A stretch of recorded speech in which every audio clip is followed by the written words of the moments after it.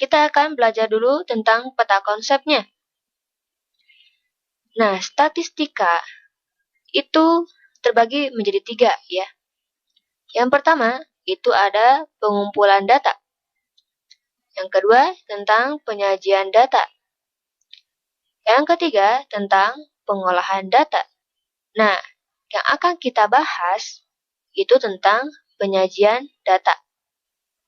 Penyajian data ini itu ada 2. Ada yang berbentuknya diagram dan juga tabel. Untuk diagram itu ada 3 bentuk. Yang pertama ada diagram batang, kemudian diagram garis, dan juga diagram lingkaran. Nah, sebelum kita membahas semua itu, kita harus tahu dulu ya apa itu data. Ya, jadi kita akan mengenal dulu data. Kata data berasal dari bahasa Inggris, bersifat majemuk. Loh, kenapa bersifat majemuk? Ada istilah lain dalam data, yaitu datum. Datum adalah keterangan atau informasi yang diperoleh dari suatu objek atau kejadian atau narasumber.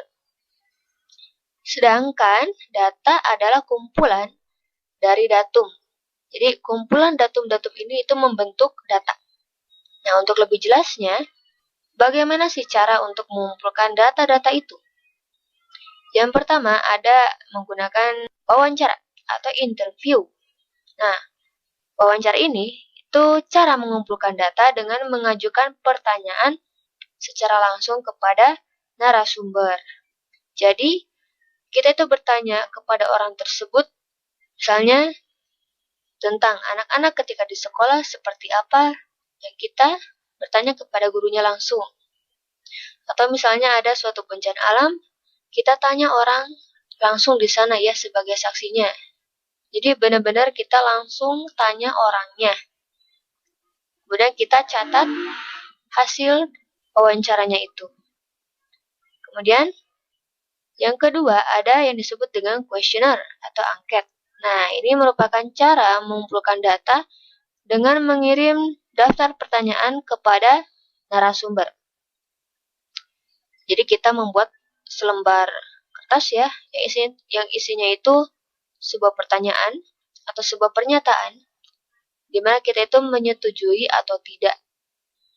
Misalkan ada sebuah pernyataan, kemudian kita isi bisa puas, agak puas, puas, atau tidak puas.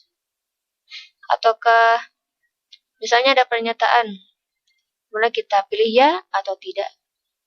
Dan nanti kita akan menginput semua hasil narasumber. Jadi bukan lagi secara langsung ya. Nah, kemudian yang ketiga, yaitu observasi atau pengamatan. Yaitu cara mengumpulkan data dengan mengamati objek atau kejadian. Jadi kita itu mengamati benar-benar perilaku hewan, misalnya perilaku orang, atau kita mengukur tinggi badan misalnya, atau berat badan.